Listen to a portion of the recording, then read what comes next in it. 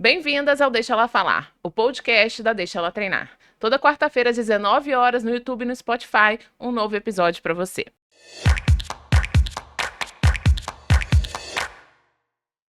Hoje é um assunto super interessante. Eu trouxe aqui a doutora Maria Cecília para falar um pouco de TDAH. Vou apresentar você, doutora. É um prazer imenso estar aqui. Eu vi suas redes sociais, eu falei assim, gente, que assunto legal. E como eu estava buscando uma médica, uma mulher, uma mãe, uma pessoa que faz atividade física para trazer esse assunto aqui para Deixar Ela Falar. Então, quero agradecer muito a sua presença. Vou falar um pouquinho do seu currículo, quem é a Sim. doutora Maria Cecília. E se faltar alguma coisa, pode ficar à vontade para complementar. Vamos lá. Doutora Maria Cecília Isidoro Barbosa, médica, mãe e portadora de TDAH, pós-graduada em psiquiatria, abordagem integral do autismo e TDAH e em medicina de família e comunidade. Ela é apaixonada pela saúde mental e pelas formas naturais de mantê-la. Desenvolveu expertise em suplementação, fitoterapia, cannabis medicinal e orientação sobre a importância de um bom estilo de vida. Seu lema é: minha rotina é meu remédio. Seja muito bem-vinda ao Deixa Ela Falar. Pessoal, já aproveita para se inscrever e curtir no nosso canal, compartilha com o máximo de pessoas possíveis para que esse conteúdo chegue para todo mundo. Seja bem-vindo, então, pode ficar à vontade. Obrigada, Fernanda. Obrigada pelo convite, pela oportunidade de estar aqui, de falar desse tema e levar para as pessoas que é tão importante, né? Ter conhecimento a respeito, de todos esses processos. Hoje existe muitas dúvidas a respeito do TDAH. O TDAH virou moda e as Uhum. pessoas às vezes não sabem muito bem o que é, como abordar, como é um tratamento. Então, muito obrigada pela oportunidade de levar esse conhecimento para as pessoas. Nossa, eu que agradeço, doutora. Até porque, assim, às vezes as pessoas brincam, né? Ah, é o meu TDAH, porque tem se falado muito sobre isso nas redes sociais. E é um assunto muito sério, não é uma brincadeira. Todo mundo acha que deve ser o meu TDAH e na verdade nem tem o diagnóstico, às vezes é um diagnóstico errado. Mas vamos então começar, né? Eu vejo que você tem uma rotina também de atividade física dentro do seu cotidiano. Você também, como portadora de TDAH, deve saber a importância da atividade física para as pessoas que têm o transtorno de déficit de atenção e hiperatividade. Eu queria que você falasse um pouquinho sobre isso. Fernanda, para mim a atividade física ela é uma prescrição médica, né? Então, os meus pacientes eles saem do meu consultório com a prescrição de atividade física, porque ela é extremamente necessária para a organização e para a estabilização de um quadro de TDAH. Eu acho que não só do TDAH, eu acho que de todo e qualquer transtorno mental, na verdade. A atividade física ela é extremamente necessária. No TDAH ela consegue minimizar muito os sintomas, né? Porque exatamente ela produz quase que a mesma coisa que a medicação dá, né? Uhum. E ela traz fatores que levam à estabilidade do quadro. Então, a rotina é muito importante. E dentre os pilares da rotina, a atividade física está dentre as principais, né? Então, Uhum. assim, é muito importante que o paciente ele vá para um tratamento com a consciência de que a medicação ela pode ser importante sim, mas que se ele não fizer uma adequação da sua rotina, a gente não consegue muito caminhar e trazer os benefícios e levá-lo para uma funcionalidade, né? Então, Uhum. assim, é extremamente importante a atividade física. Legal. E quais são os tipos de exercícios mais indicados para as pessoas que possuem TDAH? Isso, Fernanda, vai depender muito da faixa etária, Uhum. né? Na infância, a criança tem que se movimentar, né? Seja de qual forma for. A gente precisa que ela se movimente. Quando a gente pensa em adultos, né, os estudos científicos, eles nos trazem um benefício muito grande com atividade de resistência. Né? Então, a atividade de resistência ela vai produzir um fator no nosso cérebro que se chama BNDF. E ele é neuroprotetor e ele ajuda e potencializa a cognição, tá? Mas, né, a atividade física aeróbica, ela é capaz de gerar dopamina no corpo de forma mais momentânea, mais aguda. E o paciente que tem TDAH, ele tem essa necessidade de dopamina exatamente porque isso está diminuído no cérebro dele. Então, através da atividade física aeróbica, ele consegue suprir essa dopamina, entre aspas, faltante. Então, no fim das contas, as duas coisas são importantes, né? Se o paciente conseguir conciliar os dois, é o ideal. Entendi. Então, vamos supor, profissionais de educação física que recebem alunos, clientes de personal para que tenham diagnóstico de TDAH, o ideal, então, seria conciliar uma atividade aeróbica com uma atividade de resistência, como musculação, alguma outra modalidade com essa característica. Exatamente, exatamente. Ótimo. E como que a prática do exercício físico regular influencia nas funções executivas das pessoas que têm TDAH? Se existem evidências científicas que suportam a eficácia da atividade física em relação ao TDAH?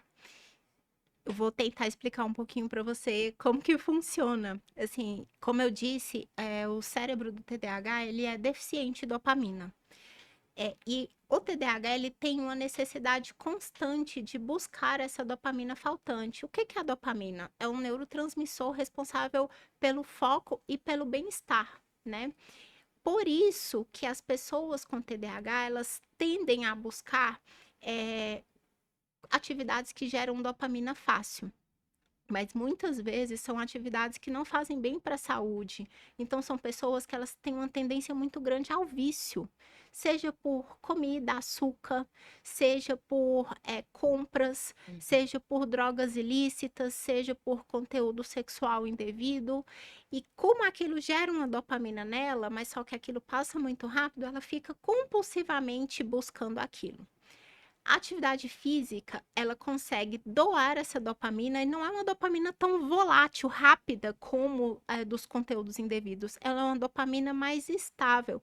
E como eu brinco, é uma dopamina limpa, né? Que ela vai trazer benefícios para o corpo. Exatamente por produzir fatores neuroprotetores e de neuroplasticidade. Então, ela consegue fazer com que o cérebro funcione melhor, né? E também com que a inflamação que é própria do cérebro do TDAH, ela seja diminuída. Então, assim, eu sempre falo que se é para o paciente TDAH viciar, que ele vicie em algo que faça bem para ele, e a atividade física para a gente é o principal. Muito bom. Eu queria saber um pouquinho da doutora Maria Cecília, como que você chegou até também o seu diagnóstico de TDAH, porque eu acho que isso deve ter uma relação muito forte também com a sua escolha profissional da área de atuação médica, não tem? Sim, eu tive um diagnóstico muito tardio, né? Isso é muito comum em mulheres, porque geralmente os meninos TDAH, eles são aquelas crianças hiperativas, Uhum. incomodam a escola e os pais e fazem com que os pais busquem diagnóstico muito cedo. As mulheres, elas tendem a ser mais desatentas. E se ela não é uma pessoa que vai mal na escola na infância, como eu fui, eu não ia mal na escola, isso não incomoda, né? As características, elas não fazem com que os pais busquem diagnóstico. Então, eu tive um diagnóstico tardio, eu tive um diagnóstico pós-faculdade. Mas, quando eu olho para trás, eu vejo que eu tinha características muito marcantes desde muito pequena relacionadas à desatenção. E quando chegou num período da minha vida, eu vi que essa desatenção e a impulsividade, eu tinha um pouquinho de impulsividade, fez com que eu não começasse a funcionar muito bem socialmente, né? Então, isso trouxe prejuízos para mim. Eu precisava de uma organização de trabalho, eu precisava de uma organização de estudos, porque até aí eu tinha conseguido levar as coisas com tranquilidade, mas chega uma hora, né, principalmente na minha profissão, que a gente precisa disso muito bem organizado. E eu não consegui mais. Isso começou a me gerar muita ansiedade. Eu tive uma compulsão alimentar muito grande quando isso se desorganizou de forma muito intensa, que eu não consegui mais dar conta, e acabei engordando muito, muito mesmo. E aí, naquele momento, assim, a obesidade, ela vem potencializando todos os sintomas e tudo de ruim que a sua mente já não funciona direito. E aí foi quando eu tive que buscar um tratamento, né? Tratamento médico mesmo, né? Porque quando o paciente com TDAH ele gera muita ansiedade, isso gera uma depressão, geralmente são depressões muito mais intensas que da população em geral. E eu precisei buscar o tratamento de obesidade para que eu conseguisse sair da depressão, porque só os remédios não me ajudaram mais. Eu não conseguia mais sair daquilo. Então, eu tomava 3 medicações e não melhorava. E aí, uma hora eu falei assim, gente, peraí. Eu sou uma mulher jovem, né? Eu tenho uma vida, assim, que eu idealizei, próximo do que eu idealizei. Eu tô tomando 3 remédios, eu tô com o melhor profissional e eu não melhoro. Eu preciso de algo a mais, não é só isso. Foi quando eu procurei alguém que tivesse uma visão mais abrangente a respeito, né? E que me tratou não só da parte psiquiátrica, mas da parte do corpo, né? E eu comecei a me movimentar mais. Uhum. E desde então eu fui traçando uma rotina de exercícios e uma rotina de vida também, voltada para o meu tratamento, né? Com isso eu saí da medicação, né? Hoje eu não tomo nenhuma medicação nem para o TDAH, né? Hoje o meu tratamento é basicamente a base de suplementação e da minha rotina. Por isso que eu Uhum. falo que a minha rotina é o meu remédio. Porque quando eu saio dela, eu sei que eu não vou funcionar da melhor forma possível. E assim, pro TDAH, ter uma rotina é muito complexo, é algo complexo. E como que você fez para você criar a sua rotina e não precisar do uso de medicamentos? Foi uma construção, Fernanda. E eu falo isso muito para os pacientes, que eles precisam dar os primeiros passos. Eu comecei com muita persistência, porque para o TDAH continuar uma atividade é muito difícil, principalmente se não for uma atividade do seu hiperfoco, se uma atividade que te dá muito prazer. Mas só que eu usei a minha dor como um lembrete de que eu não poderia voltar à estaca zero. E eu passei a não me cobrar tanto, porque a gente também se cobra no fracasso, né? Nossa, eu Uhum. não consegui ir na academia todos os dias que eu me propus essa semana. Pra gente TDAH, isso é motivo de desistência. Pra mim, foi motivo de desistência durante toda a minha vida. Então, Uhum. eu falava assim, não, eu desistia e aí eu só voltava anos depois. No meu tratamento, eu voltava com persistência, assim. Passei um mês sem ir, às vezes eu voltava e recomeçava. E aí, esses períodos de delay que eu desistia passaram a ser cada vez menores. Até um momento que isso ficou automatizado na minha cabeça, na minha rotina, e eu sinto necessidade de ir para atividade física. Uhum. Então, assim, o meu segredo foi persistência mesmo. Eu tive que ir contra a energia que me fazia não ir, Uhum. né? E agora, eu falo isso muito para o paciente, que o protagonista do tratamento dele é ele mesmo. E ele tem que entender o que faz bem e o que faz mal para ele, né? Uhum. Esse pensamento de autoconhecimento. Então, assim, e saber escolher as coisas, né? Eu acho que o paciente ele não tem que ser rígido na rotina, não tem que ser uma coisa que o tire de uma vida normal, mas que ele tem que entender que quando ele escolher sair daquilo, ele talvez não funcione bem no dia seguinte. E por isso ele vai conseguir planejar as coisas de forma melhor. Vou te dar um exemplo. Eu sou uma pessoa social, volta e meia, tem um evento à noite. Eu sei que se eu não dormir bem, no dia seguinte minha cabeça não vai funcionar da melhor forma possível. Então, assim, eu programo para meu dia seguinte não ser, por exemplo, um dia de trabalho muito intenso, porque eu não vou Sim. conseguir raciocinar. E é isso. O paciente Uhum. tem que ter autoconhecimento para ele conseguir planejar e também desencadear uma boa rotina. Sim, e esse processo do autoconhecimento, ele pode ser feito através de psicoterapia. Quais são as formas que hoje uma pessoa que tem transtorno de déficit de atenção pode trabalhar o autoconhecimento? Olha, o transtorno do déficit de atenção, eu vejo ele um pouco mais negligenciado, por exemplo, em relação ao autismo. Mas ele, gente, é um transtorno de neurodesenvolvimento e muito parecido. Então, a gente precisa de uma equipe multidisciplinar. Então, não é só o médico, não é só o terapeuta, né? A gente precisa de uma equipe conduzindo aquele paciente até que ele aprenda a fazer as coisas sozinhos. É, então, assim, eu oriento que tenha nutricionista, que tenha um educador físico. até para a pessoa ter o compromisso de ir na atividade física, né? Então, uma equipe multidisciplinar conduzindo esse paciente para que ele consiga, da melhor forma possível, implementar aquela rotina, né? Uhum. Psicoterapia é extremamente importante. Eu brinco que, assim, nasceu nesse mundo já tem indicação, né? Então, assim, quem não consegue se controlar sozinho, não tem esse nível de autoconhecimento muito grande, que existem pessoas que têm, precisa de uma ajuda profissional, e isso vai Uhum. fazer com que desenvolva uma boa rotina também. Uhum. Voltando lá, né? Você falou que não faz uso mais de medicamento e você acha que a atividade física ela pode substituir a medicação? Como você falou de suplementação, de alimentação, como que a gente pode organizar isso tudo dentro da vida da pessoa que tem o TDAH, né?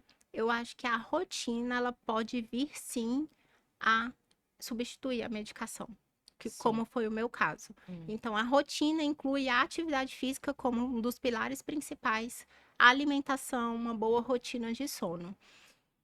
Eu vou tentar explicar para as pessoas entenderem. Nós hoje nós recebemos muitos estímulos que fazem com que a gente tenha muita inflamação no nosso corpo. E a inflamação que tem no nosso corpo tem no cérebro também. E o cérebro da pessoa com TDAH, ele é muito mais suscetível a todas essas sujeiras que a gente recebe, né? Seja através de excesso de tela, seja por causa de poluição, seja por causa de uma alimentação ruim, rica em açúcar, rica em farinha refinada, industrializados. O cérebro do TDAH, ele é mais suscetível a isso. Então, quando a gente consegue implementar fatores que geram uma neuroproteção e a diminuição dessa neuroinflamação que a gente já tem mais exacerbada, a gente consegue fazer com que ele precise menos da medicação. Então, o que que traz neuroproteção e uma anti-inflamação neuronal?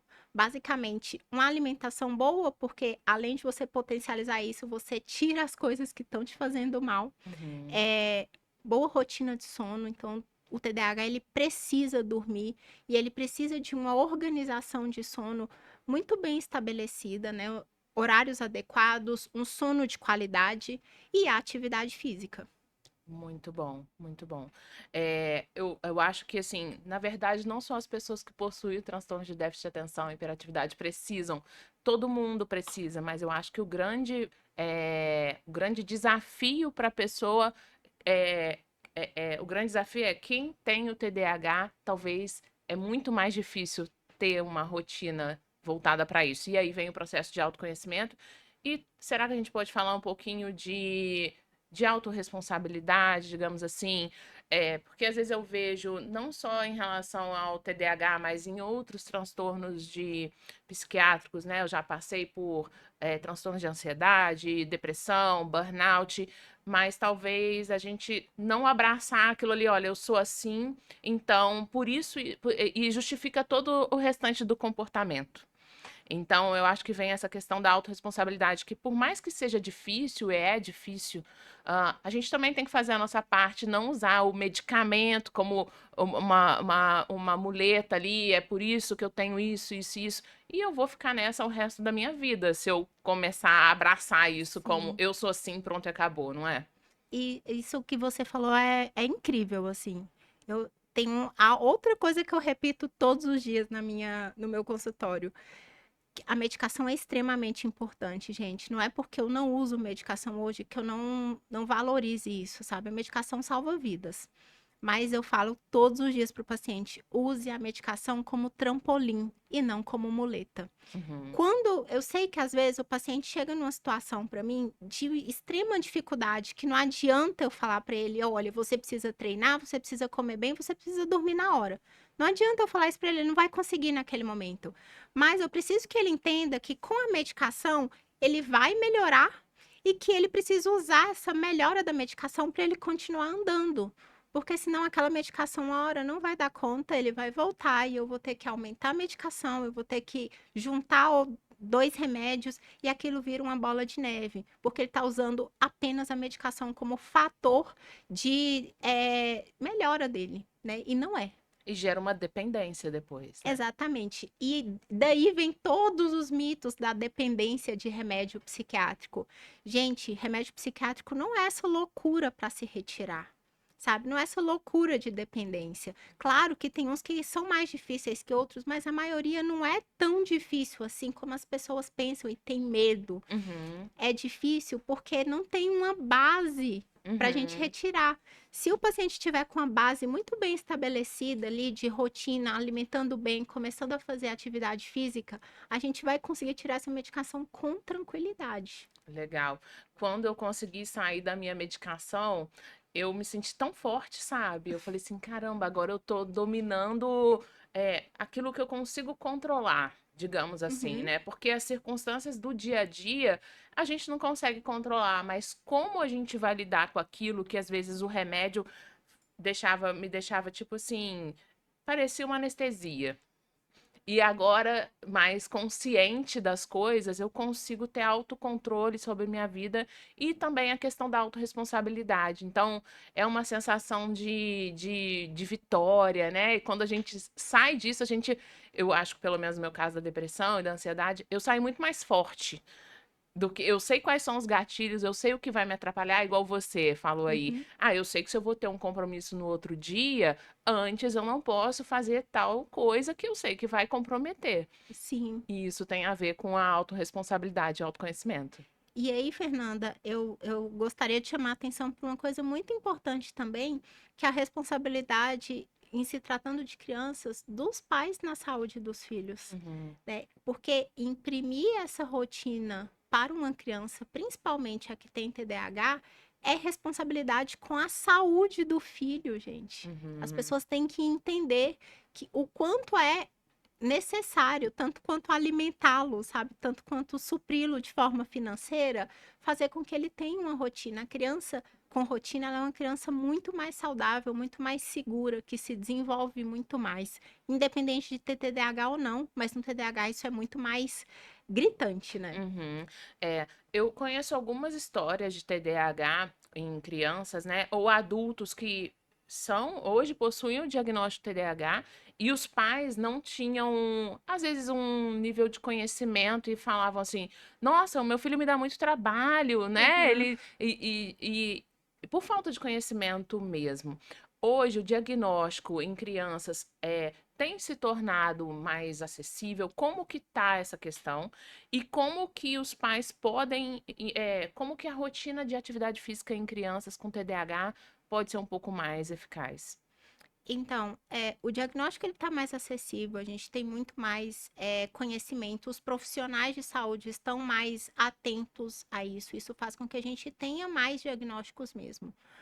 Mas eu também acredito que exista uma epidemia de mais crianças devido ao estilo de vida que essas crianças estão levando hoje. Principalmente ali durante o período de maior neurodesenvolvimento, que é de 1 a 3 anos, e também a saúde dos genitores, né? Principalmente da mãe. Isso faz porque é um transtorno de neurodesenvolvimento. Então, quer dizer que ali durante a formação do sistema nervoso neural pode ter ocorrido, entre aspas, pequenos erros. Então, quanto mais saudável for os genitores e a mãe, principalmente durante o período de gestação, e quanto mais saudável essa criança nascer, né, tiver acesso, menor vai ser o risco dela ter TDAH lá na frente. E assim, é, hoje o que eu falo para os pais é que assim, as crianças precisam ser crianças, sabe? É, eu falo no consultório hoje, o dado da OMS, a recomendação da OMS é que a criança se movimente pelo menos 60 minutos no dia, no mínimo. E você fala isso no consultório, as pessoas falam assim: Meu Deus do céu, 1 hora no dia eu vou ter que fazer essa criança se movimentar? Gente, Uhum, assim, é alarmante as pessoas se assustarem que a criança tem que se movimentar 60 minutos. O que que essa criança faz o dia inteiro que ela não pode correr, sabe? sim. E eu não tô falando que a criança precisa ter um esporte que ela tem que ir pra academia. Não, gente, a atividade física da criança é brincar. É correr, é ir pro parquinho, é ir pra uma área verde, é brincar de pega, andar de bicicleta. a atividade física da criança é muito mais fácil que a do adulto, né? Uhum. Então, assim, é só isso. A criança precisa se movimentar. Ela precisa ser Ser criança. criança, brincar. E nos dias de hoje, elas, tipo, os apartamentos são cada vez menores. Agora estão vindo esses condomínios clubes que Uhum. tem quadras, né? Tem lugar para as crianças socializarem, mas a tecnologia está muito presente. Elas já nascem com a tela nas mãos. E muitas vezes os pais dão as telas para, tipo assim, eu preciso resolver tal coisa. Vou dar o celular ou o tablet para interter, ao Uhum. invés de proporcionar alguma coisa que vai trazer um benefício para a saúde, né? E assim, dá trabalho, Fernanda. Eu sou mãe, eu tenho um filho de 5 anos, o José, e eu moro num apartamento sem área externa, sabe? E o meu filho, ele tem, na idade dele, ele pode ter acesso, segundo a OMS, até 1 hora de tela por dia. Meu filho tem acesso uns 30, 40 minutos. E assim, eu consigo lidar, é fácil, de jeito nenhum. Tem fim de semana que eu chego, assim, eu passo uma semana exaustiva de trabalho, chego fim de semana, às vezes eu quero apenas dormir. Seria muito mais fácil eu ligar uma televisão para ele e ficar. Mas não, a gente tem que correr atrás. Aí pega e leva num parque, aí leva numa área externa, aí liga para um colega que tem piscina. E você Uhum. fica nessa movimentação para fazer com que ele se mova de alguma maneira, né? E assim, dá trabalho. Agora nas férias eu tive muitos casos, né, de crianças com crise, porque são fases que as crianças estão sobre muita influência de tela. E mais grave do que ter um acesso ilimitado à tela é os pais não saberem o conteúdo que essas crianças estão consumindo. Porque a criança ela não tem filtro para conteúdos muito violentos, Sim. né? Então, assim, eu já tive casos. é, eu tive um caso recente que o pai veio falando que a criança estava com muitas crises. Aí eu perguntei, mas o que ele tá fazendo nas férias? O que teve de diferente, né? Ele falou, ah, não, ele tá em casa, tá assistindo televisão e brincando no videogame 10, 12 horas ao dia, sem hora de dormir, etc. E o próprio pai me falou, a gente foi pra praia e ele não teve crise. Eu falei, olha, gente, olha, gente. Uhum. Então, tem que haver esse movimento dos pais que é difícil, gente. Eu não estou falando que é fácil, sabe? Eu também trabalho. Mas a gente precisa ter essa responsabilidade com a saúde mental do seu filho, né? Sim. Isso é uma responsabilidade com a saúde mental dele. Sim, você estava falando e eu estava lembrando da minha infância, que talvez tenha sido muito parecida com a sua quando não existiam as telas. Sim, Isso tudo que você está falando agora para os pais fazerem, talvez seja como a gente vivia antes, não? é o óbvio, né? É. E eu falo assim eu falo, gente, eu falo o óbvio o tempo inteiro no consultório. E é muito engraçado, porque às vezes o pai fala, nossa, mas é porque ele fica entediado. Gente, a criança ela não tem essa necessidade. Quando a gente ia brincar quando era criança, eu falava assim: ah, vou pra rua brincar. Eu não sabia o que que eu ia fazer, não. A gente chegava lá, aí você via quem você ia encontrar, aí você via o movimento ali, o que que as pessoas estavam a fim de fazer, e a gente arrumava uma brincadeira, Sim. sabe? Ah, não tem, tá chovendo. Você ia pra dentro de casa, você pegava o lençol, montava uma cabana, você pegava uma coisa, brincava de vendinha. O ócio gera criatividade. Sim. A criança precisa ficar ociosa. É importante que ela tenha ociosidade também. E igual você falou do tédio, tudo bem sentir tédio também. A gente não vai ter, a gente tem que ter todas as emoções, né? Não tem que Sim, estar feliz e entretida o tempo todo. O tédio faz parte, é preparar a criança para a vida. porque senão fica hiperestimulada, né? Que aí lá na frente isso vai gerar ansiedade, burnout e Uhum, todos esses sintomas que a gente vai contra hoje na vida adulta. uhum. Inclusive, assim, um dos principais tratamentos que a gente conversa hoje com uma pessoa com ansiedade é a meditação, é a contemplação. O que que é isso? É ficar ocioso. É, E é o às que, vezes o silêncio, né? exatamente, e é o que se tira das crianças. Uhum, é isso mesmo. A gente estava falando sobre socialização, como que a gente brincava. Eu morei numa vila militar, então eu descia, eu brincava com os meus colegas, e isso tem uma relação com a coletividade. Os esportes coletivos também têm alguma influência sobre o transtorno de déficit de atenção? Eles são benéficos, maléficos? Como que a gente pode. Qual que é a influência dele? Com certeza, são extremamente benéficos. A coletividade, ela prepara para a vida em comunidade, né? O paciente com TDAH, às vezes, ele tem dificuldade como eu posso falar, ele não consegue distinguir os sentimentos da melhor forma possível.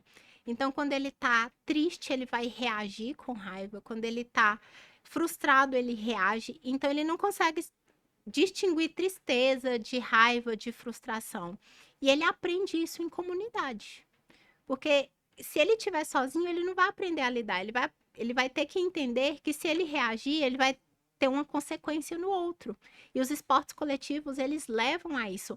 Além de também ensinar sobre regras, né? Sobre hierarquia, sobre merecimento, que é o Que que a legal. gente passa na vida adulta o tempo inteiro. Muito bom. E de fato, eu joguei vôlei a adolescência inteira, sempre fui do esporte, e agora eu jogo beach tênis, que envolvem 4 pessoas. E ali eu falo que é onde eu vou fazer uma autoanálise. Tipo assim, gente, hoje eu não tô bem, e aí quando eu não tô bem, eu perco tudo. Mas tudo bem perder um dia. No outro dia, pode ser que você vai performar muito melhor, assim como na vida, né? Vão ter dias que você vai levar vários nãos. Vão ter dias que vocês vão levar vários sims e faz parte, ô Maria Cecília? E quais estratégias que a gente pode utilizar para manter os indivíduos que têm TDAH ativos fisicamente, para eles terem motivação para continuar se exercitando? Eu acho que o principal é levar o paciente a fazer o que ele gosta, achar um esporte que ele gosta.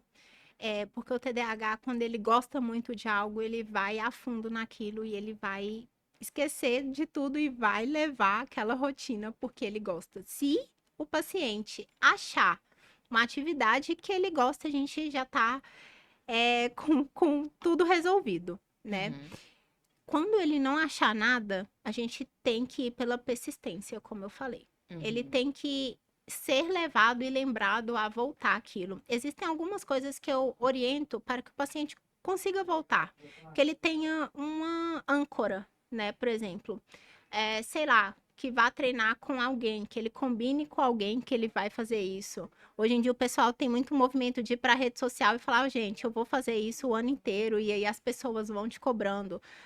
Quem tem condição, paga um personal, que você pagou, vai ter que ir, né? Aham. Então, que tem uma âncora para você conseguir se movimentar. Porque depois, com o tempo, isso vai ficando mais natural, mais prazeroso. Vira uma rotina, né? Sim, Legal. Existem riscos associados à prática de exercícios físicos para as pessoas com TDAH? nenhum, assim, Nenhum. nada além dos riscos para as pessoas Normais. normais, né? Não Entendi. existe nenhum tipo de risco, né? Uhum. Basicamente, vai trazer só benefícios mesmo. Muito legal.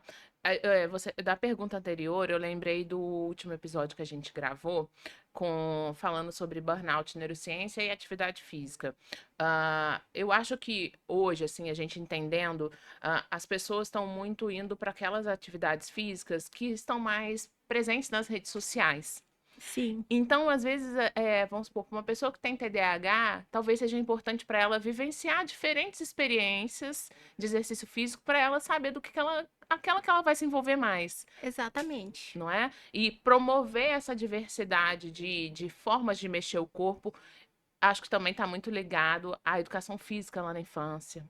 Não é? As Sim, vivências. Eu trabalhei em escola há muitos anos e eu via que as crianças às vezes não querem vivenciar, porque elas já vão com essa ideia de que exercício físico não é bom, não é legal e tal, e acabam sendo prejudicadas lá na frente na vida adulta, ou até mesmo depois de um transtorno, de um diagnóstico de TDAH, né, doutora? Então, talvez proporcionar essa diversidade de experiências corporais pode ser também uma forma da pessoa que tem TDAH se sentir mais confortável em fazer algum tipo de atividade, né? com certeza. E assim, a gente também tem, o TDAH tem os extremos, né? Tem a pessoa que tem essa dificuldade, tem aquela criança ou pessoa que é extremamente elétrica, né? Uhum. Eu tenho muitos pacientes extremamente hiperativos e que, para eles se regularem, às vezes eles fazem 4, 5 modalidades, né? Nossa. Porque é o que ele gosta. Aham. Eu tenho uma paciente que ela já tem mais de 40 anos, que ela, assim, faz yoga, karatê, Uhum. corre, faz musculação, ela tem que fazer tudo, né? Sim. E porque é a forma dela, ela não quer fazer uma coisa só, porque ela se entedia facilmente, então a forma que ela achou de fazer atividade física é fazendo tudo ao mesmo tempo, e tá tudo bem, ela tá Se é se assim que mexendo. tá bom pra ela, né? Quem é a gente?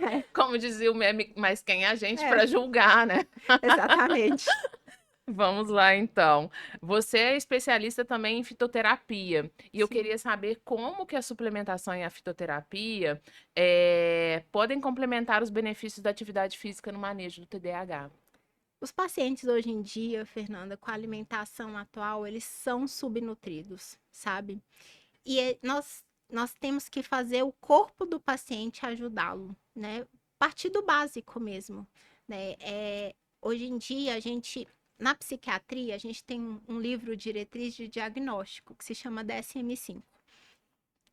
Na praticamente todos os transtornos, o DSM-5 faz assim. Ele traz a sintomatologia, ó, se o paciente estiver triste, sem conseguir, enfim, pode ser que ele tenha depressão, excluindo as causas orgânicas.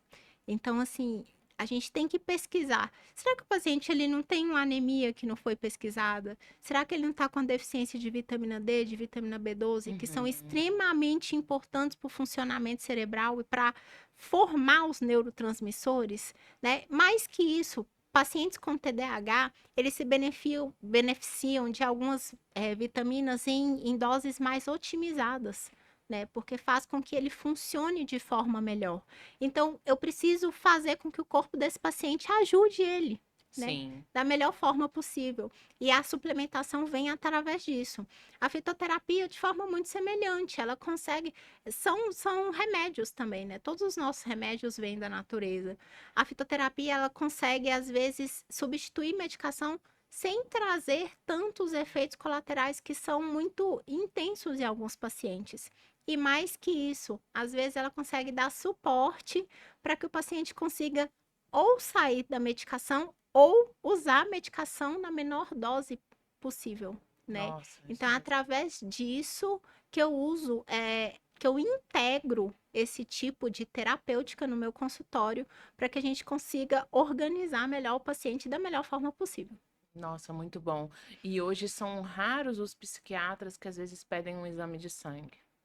Infelizmente, algo que é tão fundamental, né? Que, poxa, uma falta, às vezes a pessoa acha que ela tá entrando numa depressão, pode ser uma falta de vitamina B12, principalmente as mulheres que são mais acometidas, não é? Não, com certeza.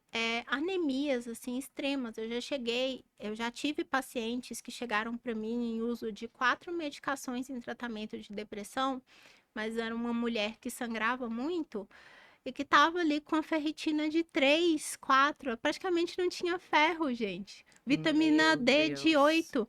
E aí você coloca a suplementação, parece que você fez um milagre, né? Nossa, o que Uhum. que você fez? Não é, é o básico.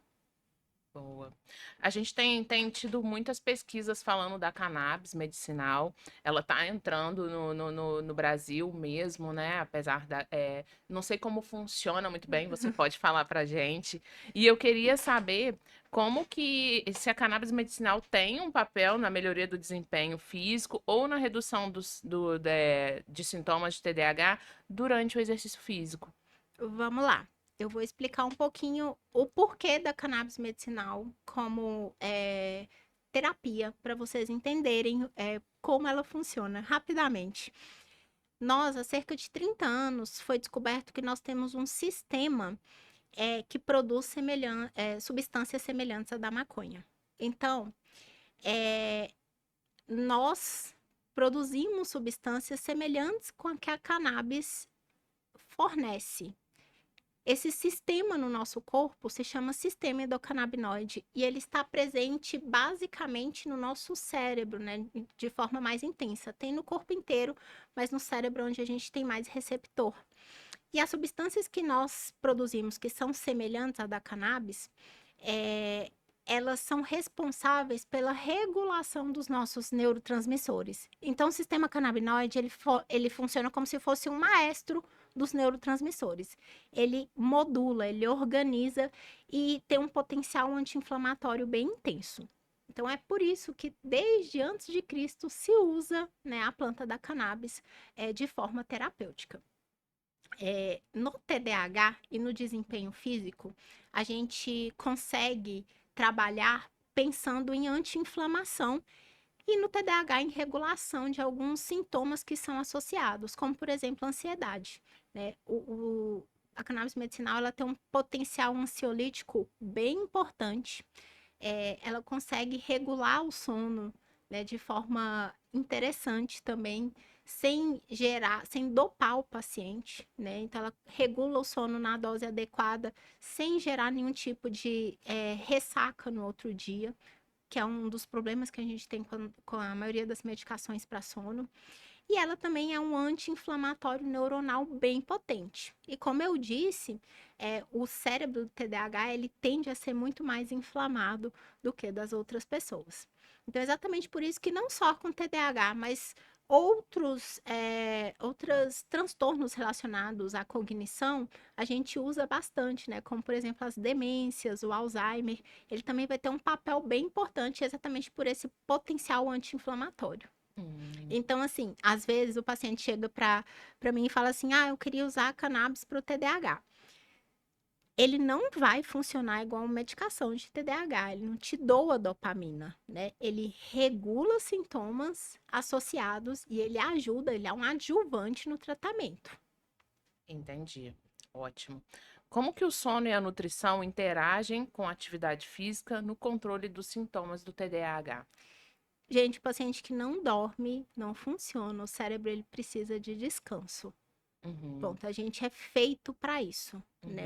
Para uhum, o cérebro descansar. Durante o nosso sono, que o cérebro ele vai se reorganizar, que ele vai, entre aspas, se limpar para ele recomeçar a atividade, né? É como o nosso corpo. Se você colocar ele para trabalhar 24 horas por dia, 1 hora não vai funcionar mais. O cérebro é da mesma forma. E a gente precisa que o sono seja de qualidade, né? Porque às vezes a pessoa dorme, mas ela não se recupera durante o sono e a gente precisa organizar. Então, isso é extremamente importante. A atividade física, ela ajuda a regular o sono, uhum. né? Exatamente porque ela produz neurotransmissores relacionados ao nosso sono e ela diminui algumas substâncias no nosso corpo, como o cortisol, que faz com que o nosso sono não seja de qualidade. E a alimentação está relacionada a tudo, né? O que você vai colocar para dentro do seu corpo que vai falar como que ele vai funcionar, né? Sim. O principal que eu falo hoje em dia que pode atrapalhar tudo, tanto o TDAH quanto o sono e de qualquer pessoa, são os industrializados, né? Os industrializados, eles são ricos em um sal que se chama glutamato monossódico. O glutamato monossódico, ele é semelhante a um neurotransmissor que nós temos que se chama glutamato. Exatamente por isso que ele chama glutamato monossódico. E o glutamato, ele é excitatório. Uhum, Então, cada vez que você pega um desses macarrões que se coloca, né? uhum. Você tá jogando no seu cérebro excitação, né? Você tá doando e desorganizando todo o equilíbrio dele. Então, tudo que é para acalmar o cérebro, ele se silencia quando você tá no consumo intenso de glutamato monossódico que tem nos industrializados. E faz com que seu corpo não funcione. Então, a alimentação é a base para que você funcione a cabeça e o corpo. Não tem jeito. O que você coloca para dentro, que vai ser seu remédio ou seu veneno. Sim. Nossa, incrível. Doutora, infelizmente a gente está chegando no final da nossa gravação. Nossa, eu queria ficar muito mais tempo aqui com Hum, você, que eu acho que a gente tem muita coisa para falar. Vou fazer um bate-bola com você, tá tá? bom. Perguntas rápidas. Só antes do bate-bola, eu quero agradecer às empresas que patrocinam o podcast, que é a Live com roupas esportivas, ela com as roupas que que eu utilizo aqui durante a gravação, e a Paula Botelho, que tem semijoias e também patrocina o podcast. O pessoal da nossa comunidade tem cupom de desconto em todas elas. Vamos lá. Um esporte favorito? Beach tênis. Ah, que legal. Vamos marcar de jogar. Vamos. Manhã ou noite para exercícios? Manhã. Uma dica rápida para manter a disciplina dos treinos. Constância. Boa. E constância, talvez assim, não pode ser. Você não vai render todos os dias do mesmo jeito, mas só vai, né? A Levanta a roupa e persistência de vai. ir. Isso. Muito bom. É isso daí que eu tenho feito. Eu deixo a roupa pronta no dia anterior, que eu falo assim, é só eu botar a roupa. Chegando lá, eu resolvo o que que vai acontecer. Treino individual ou em grupo? Grupo. Grupo. Um livro sobre saúde mental que você recomenda? Gosto muito do Em Busca de Sentido, do Viktor Frankl. Que legal. Uma frase motivacional que te inspira. Vou trazer o Viktor Frankl também. Tá. Ele fala que quando você está numa situação boa, você deve desfrutá-la. Quando você estiver numa situação ruim, você deve transformá-la. E quando você não conseguir transformar essa situação ruim, você precisa transformar a si mesmo. Que lindo, muito legal, muito bom. Antes da gente encerrar, eu quero também que você deixe o seu contato, onde as pessoas podem te achar, suas redes sociais.